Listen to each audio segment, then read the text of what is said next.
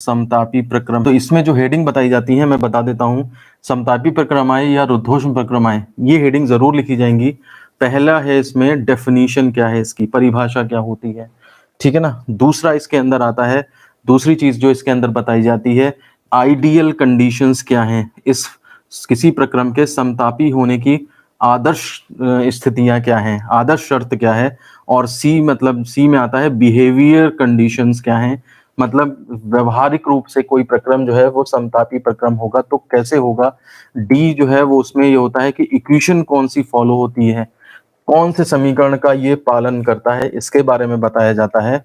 ई part में जो है वो इसके ग्राफ के बारे में बताया जाता है, ठीक है ना। एफ पार्ट में जो है वो समतापी प्रक्रम में कोई गैस है तो उसकी विशिष्ट ऊष्मा कितनी होगी, इसके बारे में बताया जाता है, ठीक है ना। और एफ जी पार्ट में इसके ऊपर अगर हम first law of thermodynamics apply करते हैं तो क्या रिजल्ट आएगा, उसके बारे में बताया जाता है।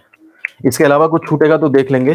फर्स्ट लॉ ऑफ थर्मोडायनेमिक्स हमने अप्लाई करके आपको दिखा भी रखा है अभी इसी वीडियो में, कि जब हमने किया था तो delta Q is equal to delta W आ गया था, यानी कि जितनी हीट दोगे सारा का सारा वर्क डन में आता है। अब देखिए हम स्टार्ट करते हैं। सबसे पहले डेफिनेशन, ऐसा प्रक्रम जिसके अंदर क्या हो, टेम्परेचर कांस्टेंट हो, ठीक है ना, तो वो समतापी प्रक्रम होगा। बड़े आराम से डेफिनेशन इसकी रट जाएगी।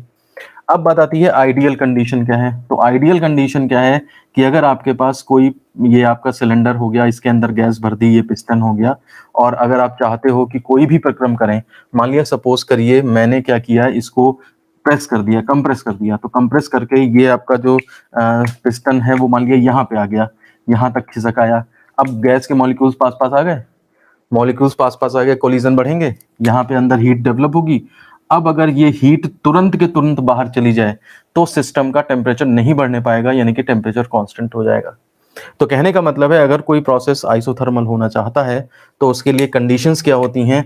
तो आइडियल कंडीशन, आदर्श स्थिति में ये होता है कि उसकी जो दीवारें हैं, उसकी दीवारें जो हैं वो पूर्ण सुचालक पदार्थ से बनी हो, ठीक है ना। पूर्ण सुचालक पदार्थ मतलब परफेक्टली कंडक्टिंग मटेरियल से इसकी दीवारें बनी हैं।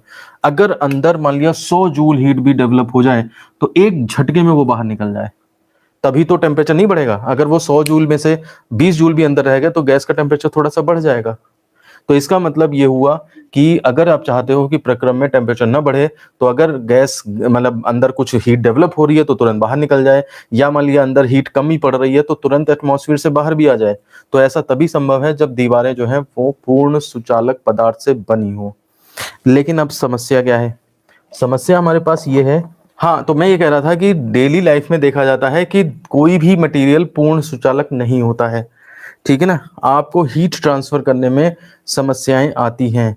आपने देखा होगा कि अगर आप लोहे का चिमटा पकड़ कर रोटी बनाओ ना, तो रोटी बनाने में भी क्या होता है कि चिमटे को थोड़ी देर के लिए आग में रख दो अगर, तब भी आप उसे आराम से पीछे से पकड़े रह सकते हो। इसका मतलब लोहा, स्टील वगैरह भी टेम्परेचर को इतनी जल्दी ट्रांसफर नहीं कर रहे हैं, तो इसलिए पूर्ण सुचालक पदार्थ मिलना मुश्किल है। ये चीज जो है वो हमारे पास आइडियल रूप से तो कही जा सकती है, पर व्यवहारिक रूप से ऐसा नहीं हो सकता है। तो इसलिए व्यवहारिक रूप में कौन सी कंडीशंस आती हैं, तो इसलिए व्यवहारिक रूप में हम क्या कर सकते हैं, दो चीजें करेंगे फिर हम।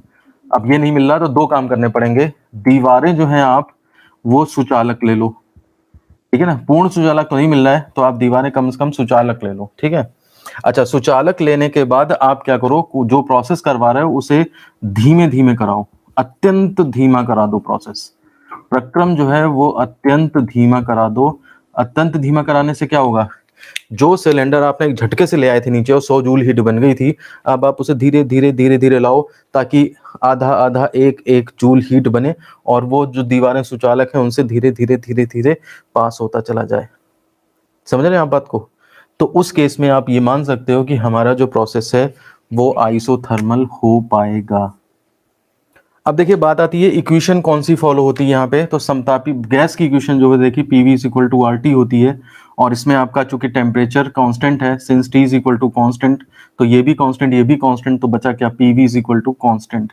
ये इक्वेशन फॉलो होती है। तो इक्वेशन की बात आई तो ये इक्वेशन फॉलो होती है। इसको हम P1 V1 is equal to P2 V2 ऐसे भी लिख सकते हैं। इसको बॉयल्स लॉ भी कहा जाता है। ठीक है ना। देखिए ये चीज ऐसी है, ये चीज तो हर कंडीशन में लगेगी, चाहे कोई भी प्रक्रम हो। ये तो गैस कांस्टेंट है, वो सॉरी गैस इक्वेशन है। लेकिन इसमें भी आप थोड़ा सा ये कर सकते हो कि टेम्परेचर भी, ग्राफ इसका जो इधर प्रेशर इधर, तो ग्राफ इसका कुछ इस तरह से नजर आएगा, बढ़ता जाएगा। प्रेशर बढ़ा देंगे, अगर प्रेशर बढ़ा देंगे तो देखिए वॉल्यूम कम होता चला जाएगा, यहां से यहां तक ऐसे जा रहा है। ये उल्टा भी आ सकता है, कोई दिक्कत नहीं है, जैसे भी बना लें।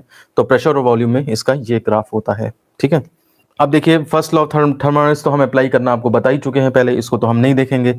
अब विशिष्ट ऊष्मा देखिए, लास्ट टॉपिक आता है, लेकिन इसको देखने से पहले आप थोड़ा सा विशिष्ट ऊष्मा के बारे में जान लीजिए तो ज्यादा बेटर रहेगा। हालांकि पहले हो सकता है छोटी क्लास में आपने देखा हो, फॉर्मूला होता है Q is equal to M C delta T. अगर मेरे पास एक मटेरियल है जिसका मास m है, ठीक है ना, और इसका टेम्परेचर मैं T1 से T2 यानी कि डेल्टा टी इंक्रीमेंट कराना चाहता हूं, तो इसके लिए मुझे कितनी हीट इसे देनी पड़ेगी, उसके लिए ये फॉर्मूला चलता है।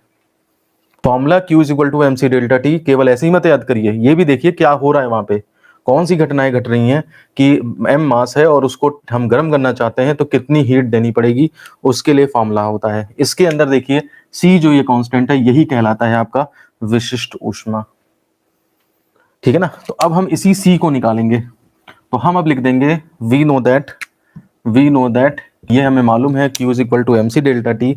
अब इसमें से C निकालोगे तो C is equal to Q by M into delta T हो जाएगा। आप देखिए समतापी प्रक्रम क्या होता है, समतापी प्रक्रम में टेम्परेचर कांस्टेंट यानी कि T is equal to constant, इसका मतलब डेल्टा टी क्या होगा, जीरो, टेम्परेचर बदलेगा ही नहीं। तो टेम्परेचर नहीं बदलेगा तो रख दो यहाँ पे, तो C is equal to Q by M into zero, यानी कि मिला करके C is equal to infinite आ जाएगा।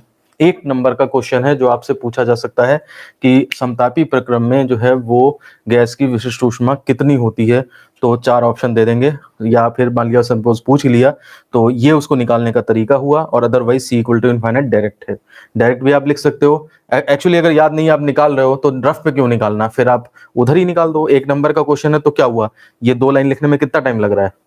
अक्सर लोग सोचते हैं कि एक नंबर का क्वेश्चन है तो हम जबरदस्ती केवल उसका आंसर ही लिखेंगे, हम उसके बारे में कुछ नहीं समझाएंगे। लेकिन अगर आपने ये प्रोसीजर लिख के समझा दिया तो आप सोचिए एग्जामिनर के ऊपर आपका कितना अच्छा इंप्रेशन पड़ेगा जा करके।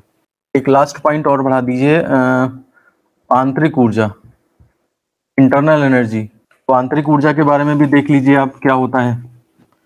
तो आंतरिक ऊर्जा जो होती है इस प्रक्रम में गैस की आंतरिक ऊर्जा, चूंकि टेम्परेचर कांस्टेंट है, और मैंने बताया सिस्टम में इंटरनल एनर्जी क्या होती है, अगर आइडियल गैस है तो टेम्परेचर के डायरेक्टली प्रोपोर्शनल होती है। तो टेम्परेचर अगर कांस्टेंट रहा तो इसका मतलब यू भी क्या होगा, वो आपका कांस्टेंट रहेगा।